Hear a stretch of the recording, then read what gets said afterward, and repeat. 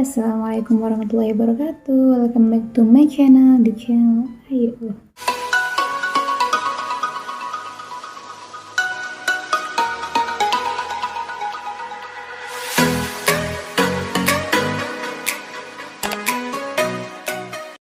Halo semuanya, apa kabar hari ini? Semoga selalu dalam keadaan sehat, sehat lahir, sehat batin, sehat psikologis, sehat spiritual, sehat semuanya. Ayo teman-teman, hari ini aku mau bahas tentang peserta tunggu, peserta cadangan Nusantara Sehat Game. Itu harus ngapain sih? Apa aja yang perlu dipersiapkan dari sekarang? Yang pertama, lakukan cek akun secara berkala.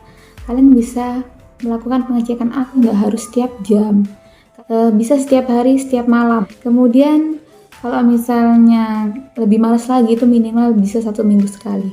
Tapi jika sudah ada pengumuman rekrutmen tim Nusantara Sehat lagi, itu kalian harus lebih rajin ngecek. Itu tiap hari kalian buka akun kalian masing-masing. Kalian juga harus rajin membuka website Nusantara Sehat, terutama di berandanya.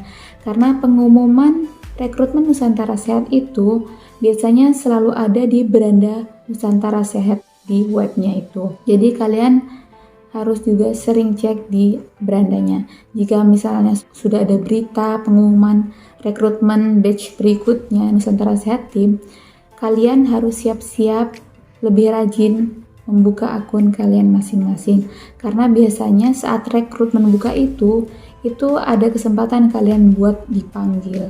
Yang kedua, kalian siapkan materai 10.000 dan materai 6.000. Karena waktu tahun kemarin 2020 materai yang masih digunakan itu masih yang 6.000, tapi saat batch 17 kemarin ini untuk pembekalan mereka harus menggunakan materai yang 10.000. Jadi kalian bisa mempersiapkannya dari sekarang.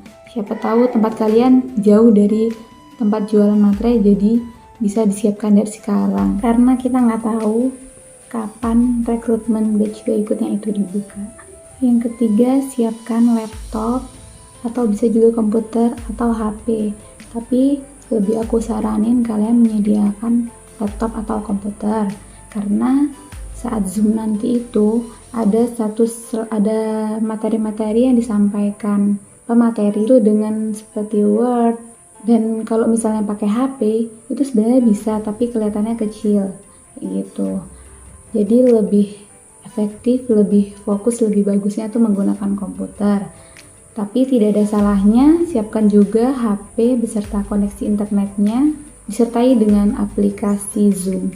Jadi nanti kalau misalnya udah ada laptop, komputer atau HP itu harus ada aplikasi Zoom-nya. Kemudian untuk laptop sama komputer itu harus disediakan Microsoft Word, Microsoft Excel, dan Microsoft PowerPoint. Karena nanti saat pembekalan learning virtual itu kita disuruh mengerjakan tugas kelompok, tugas individu, tugas tim. Wajib banget menggunakan 3 aplikasi itu tadi, Word, Excel, Microsoft PowerPoint.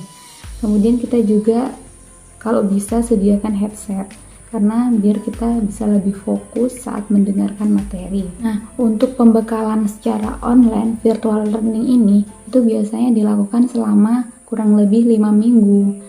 Jadi nanti biasanya ada waktu jeda libur itu saat hari Minggu, tanggal merah, tanggal-tanggal yang libur itu nanti kita bisa ikut libur. Terus biasanya itu bisa disambi antara pembekalannya itu dilakukan dari pagi mulai jam 7 atau jam 8 sampai jam 5 sore, kadang sampai maghrib. Jadi sehari itu benar-benar full. Kalau misalnya kalian mau nyambi kerja, ketika pekerjaanmu itu tidak mengganggu, tidak begitu padat, kita pembekalan virtual learning dengan pekerjaan kita. Yang keempat, siapkan beberapa berkas untuk dikumpulkan besok saat kita mau pembekalan di Ciloto. Jadi setelah nanti pembekalan virtual learning 5 minggu, itu nanti selanjutnya kita 1 minggu ada pembekalan secara klasikal atau offline dengan tatap muka di BPPK Ciloto. Jadi lebih baiknya kita siapkan berkas-berkas tersebut itu dari sekarang sebelum kita ada pemanggilan di batch berikutnya. Jadi berkas-berkas yang perlu kalian persiapkan dari sekarang Yang pertama yaitu ada fotokopi ijazah yang telah dilegalisir dari kampus. Kemudian yang kedua ada fotokopi transkrip nilai yang sudah dilegalisir. Yang ketiga fotokopi STR yang sudah dilegalisir. Tapi misalnya STR kalian itu STR yang keluaran terbaru seperti STR saya kemarin keluaran tahun 2020, tanda tangan bagian bawah STR itu sudah bukan tanda tangan lagi tapi barcode. Jadi itu tidak perlu lagi dilakukan legalisir karena itu sudah menggunakan barcode.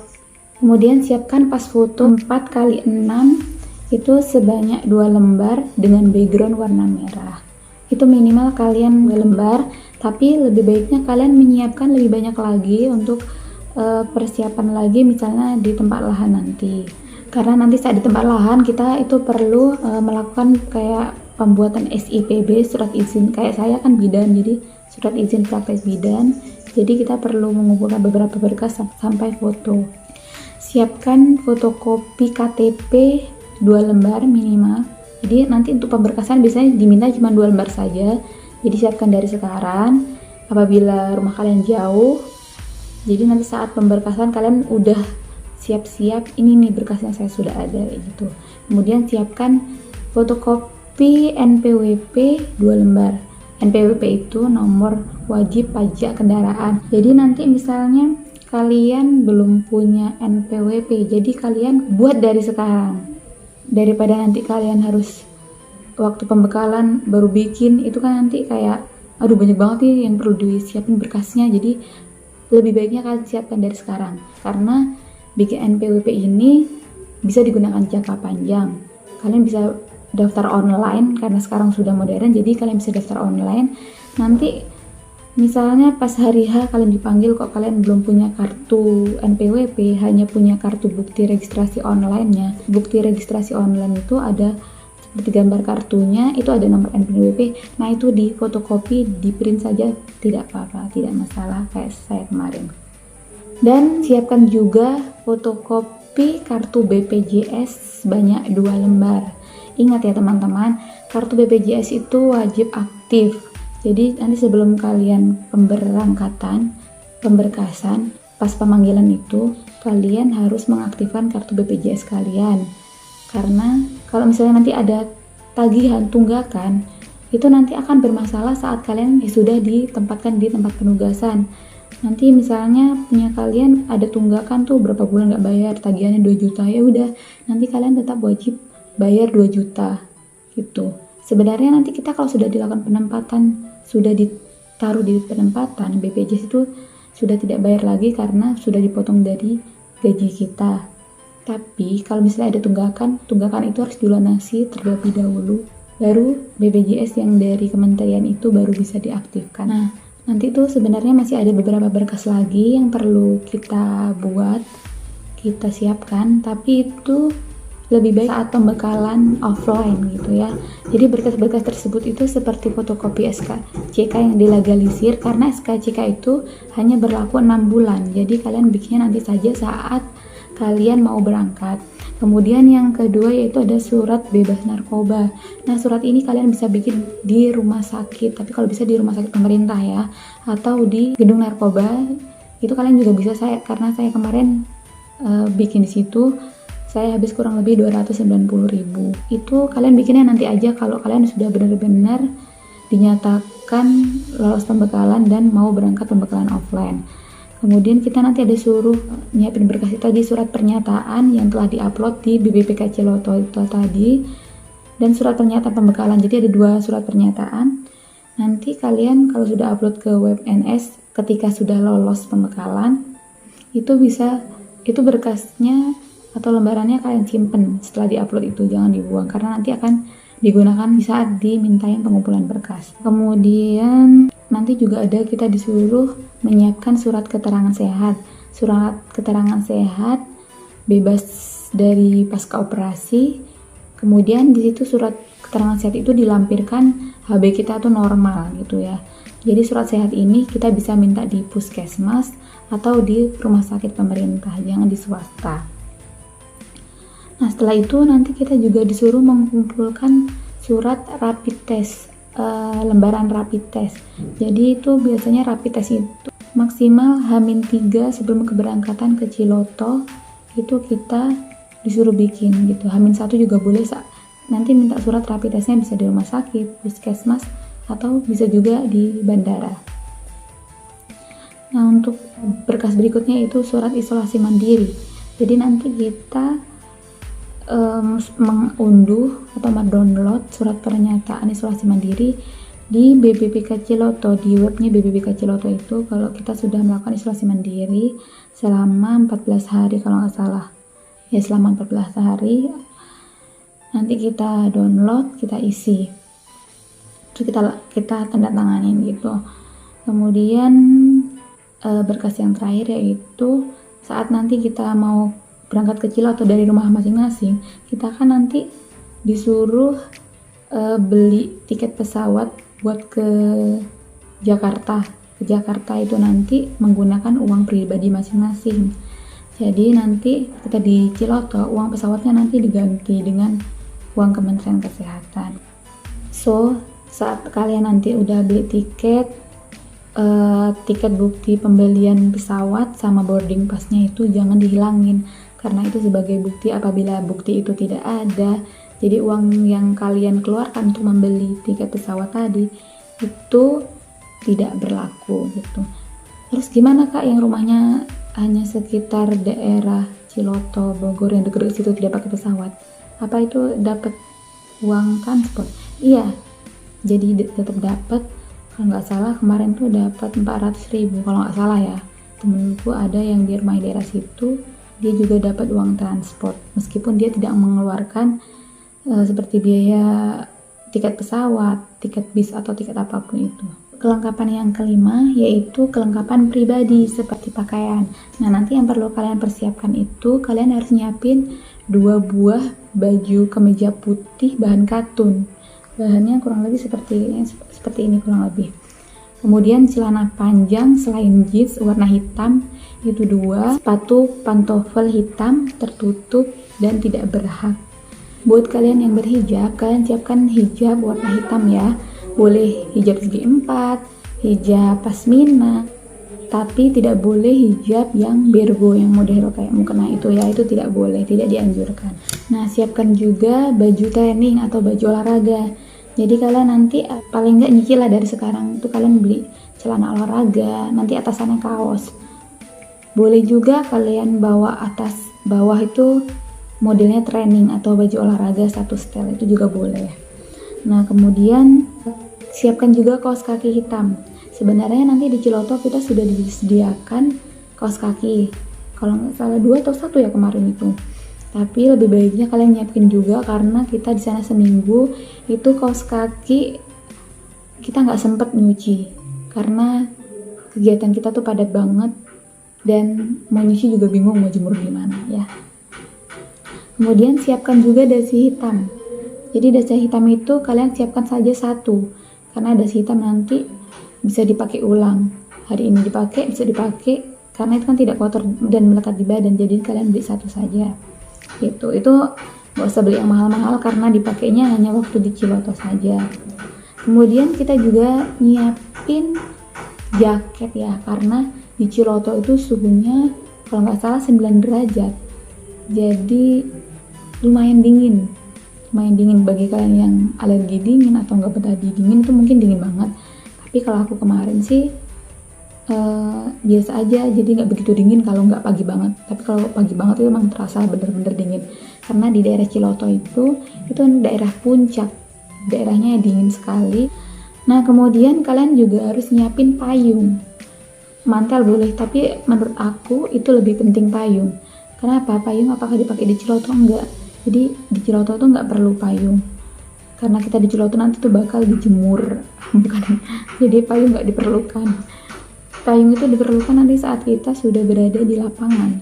Kayak aku dapat di wilayah Maluku, di sini tuh daerahnya panas banget. Jadi kita kalau turun lahan ke kampung, ke desa itu benar-benar panas. Jadi harus punya payung. Apalagi di sini juga musim hujannya nggak pasti.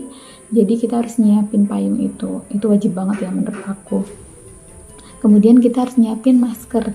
Jadi kita kalau bisa nyiapin masker kain beberapa saja, terus nyiapin juga minimal lah 1 box masker yang medis ya, karena nanti itu bisa dipakai saat kita jalanan dari rumah ke Jakarta waktu menuju Ciloto, terus perjalanan ketika nanti dari Jakarta sampai ke tempat penugasan, karena nanti sebenarnya di Ciloto kita juga disiapin masker sama face shield, cuman kalau masker di Ciloto itu dikasihnya terbatas. Kemudian kalian siapkan juga hand sanitizer, karena maklumnya ini lagi pandemi, jadinya kalian harus tetap safety, tetap jaga kesehatan. Oke.